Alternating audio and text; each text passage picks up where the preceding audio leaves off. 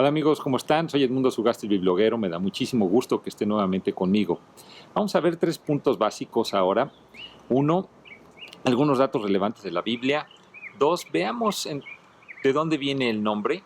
Y tres, cómo se compone básicamente la Biblia en los testamentos y por qué se les llama así. Empecemos pues con estos temas. La Biblia es un libro extraordinario.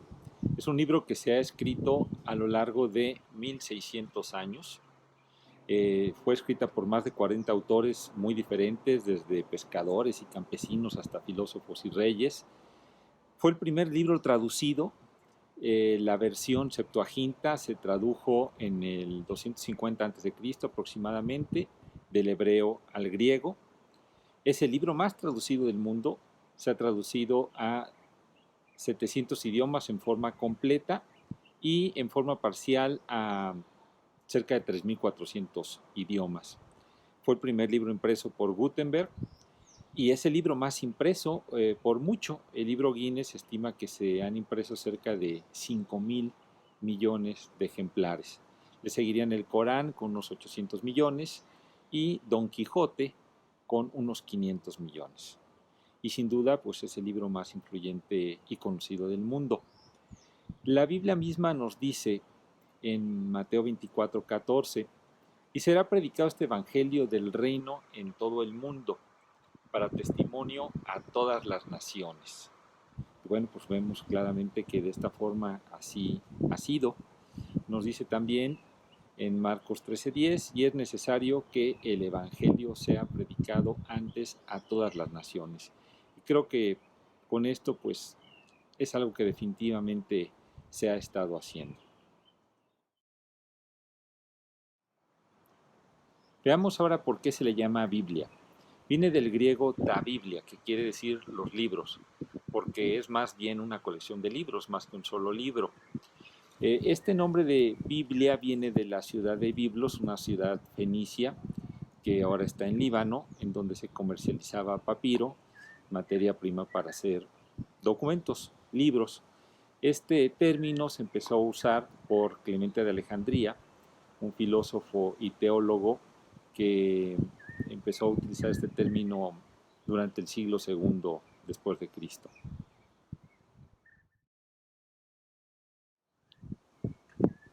Y para entender la Biblia, lo primero sería básicamente entender que se divide en dos grandes partes, que conocemos como el Antiguo y el Nuevo Testamento. Eh, es interesante saber por qué se les llama testamentos. Realmente debieran llamarse pactos, el Antiguo y el Nuevo Pacto.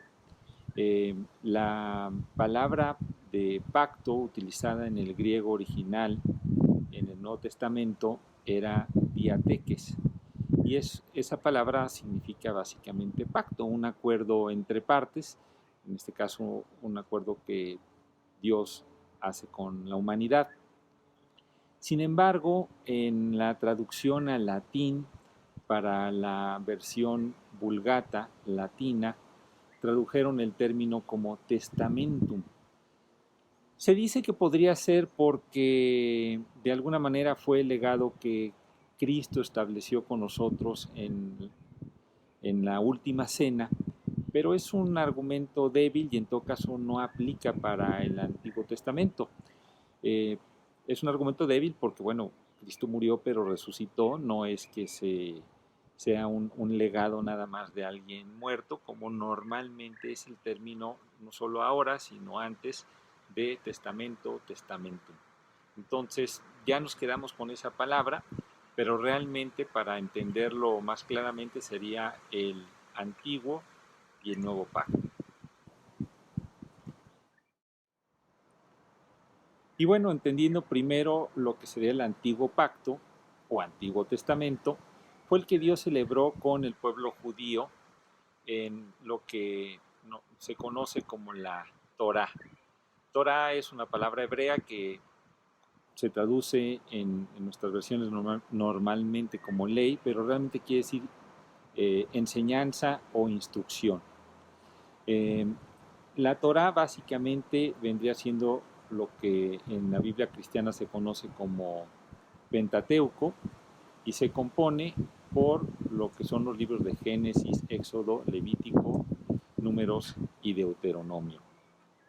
La Biblia nos dice en Deuteronomio 4:13, y él los anunció su pacto, el cual los mandó poner por obra los 10 mandamientos y los escribió en 2 tablas de piedra. Y bueno, ciertamente el centro de ese pacto serían los 10 mandamientos, aunque hubo cientos de mandamientos y estatutos más, pero la base serían los 10 mandamientos. Y en cuanto a antiguo, esto quedó establecido en el Nuevo Testamento. Ahí en la carta de Pablo a Corintios, segunda de Corintios 3:14, dice, pero el entendimiento de ellos se embotó, porque hasta el día de hoy, cuando leen el antiguo pacto, les queda el mismo velo sin descorrer, el cual por Cristo es quitado. Entonces, el adjetivo de antiguo, pues obviamente no estaba establecido en el Antiguo Testamento, sino ya en el Nuevo o el Nuevo Pacto fue que le agregaron el término de antiguo. Pero el Antiguo Testamento es más que la Torá que acabamos de mencionar. Este fue escrito en hebreo y en arameo, principalmente en hebreo, la mayor parte, y contiene 24 textos en el judaísmo que vamos a decir, se traducen en 39 libros en lo que es el Antiguo Testamento cristiano. Son lo mismo, se dividen en forma diferente, muchos textos se dividen en 2, por ejemplo, y por eso resultan de 24 a 39. Los judíos le llaman al Antiguo Testamento, que sería su Biblia, la Tanaj. Y Tanaj es un acrónimo en hebreo que describe las 3 partes principales en las que ellos separan el Antiguo Testamento. La primera parte, Ta, viene siendo la Torá, que ya la mencionamos. Luego vendría siendo Na, que vendría de la palabra Neviim, que es el plural de profetas. Básicamente contiene una serie de libros que también en el cristianismo se identifican como profetas, pero algunos más. Ustedes podrán ver el listado ahí en sus pantallas. Y también al final está la palabra J, que sería KH, que sería Getubim, Ketubim, que vendrían siendo escritos. Y son lo que ellos ni consideran, bueno, la Torah, que es el centro para ellos de su Biblia. Vamos a decir, podría ser tal vez lo equivalente a nuestros evangelios en el Nuevo Testamento. Entonces el Ketubim no es ni la Torah ni lo que consideran profetas, sino otros escritos que podrán ver ustedes en su pantalla. Y nosotros como cristianos dividiríamos el Antiguo Testamento en 4 partes. Una sería el Pentateuco, que sería la Torá, y lo otro, y creo que es una división un poquito más clara, libros históricos. Son libros que básicamente describen la historia del pueblo de Israel y son eminentemente históricos. Vendrían luego los libros que se consideran sapienciales y poéticos.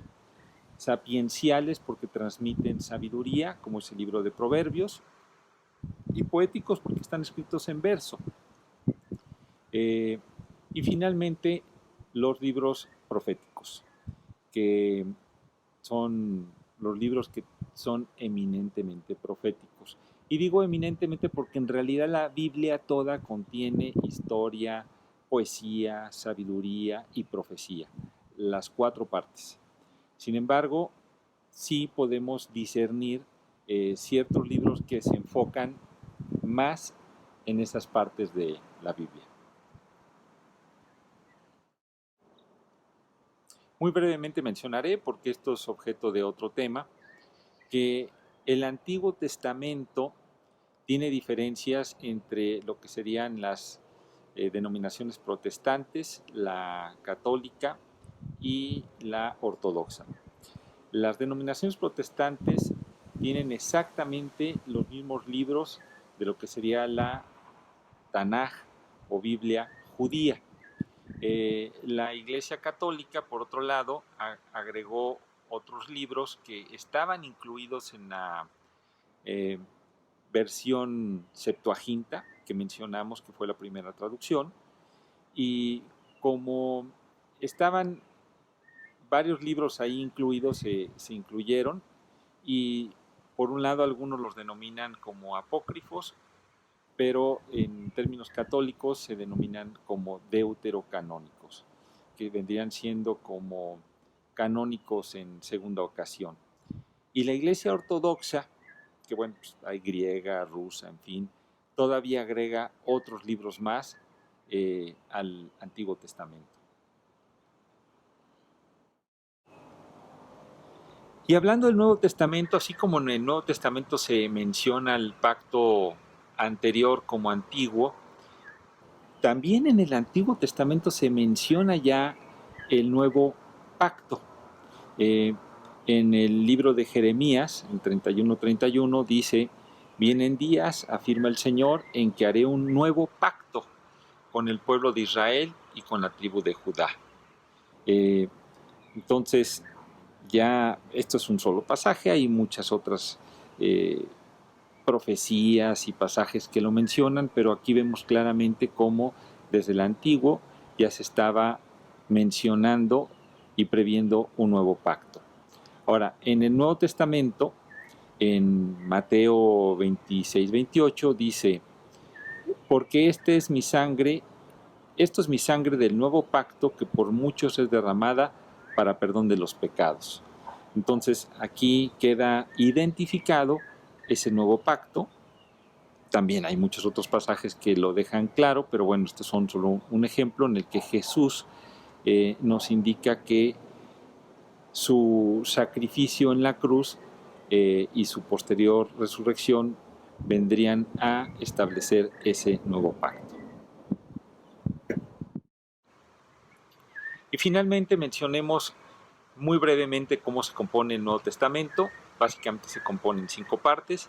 La principal serían los 4 evangelios canónicos: Mateo, Marcos, Lucas y Juan. Luego tenemos un libro histórico, que es el libro de Hechos, escrito por Lucas, que básicamente nos narra cómo inició la iglesia. Y vendrían luego una serie de cartas. Las principales serían las cartas paulinas, escritas por el apóstol Pablo. Luego otras cartas que no son las paulinas. Las paulinas vendrían siendo el grueso del Nuevo Testamento. Otras cartas son algunos autores desconocidos, o Santiago, Pedro, Juan, Judas.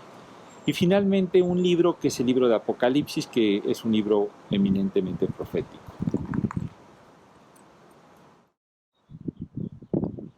Y con eso terminamos. Hay muchos temas más por ver. Los próximos serían la confiabilidad de los textos bíblicos, la composición del canon. Y bueno, ya luego nos meteremos en temas más a fondo, pero vamos empezando con esto. Y bueno, pues nuevamente los invito a que se suscriban, a que indiquen recibir notificaciones, a que lo compartan si gustan, a que comenten. Son muy bienvenidos sus comentarios, a mí me sirven bastante. Y a que me sigan en el blog, en Quora, en Facebook y en Twitter. Y bueno, pues hasta la próxima y que estén muy bien. Hasta luego.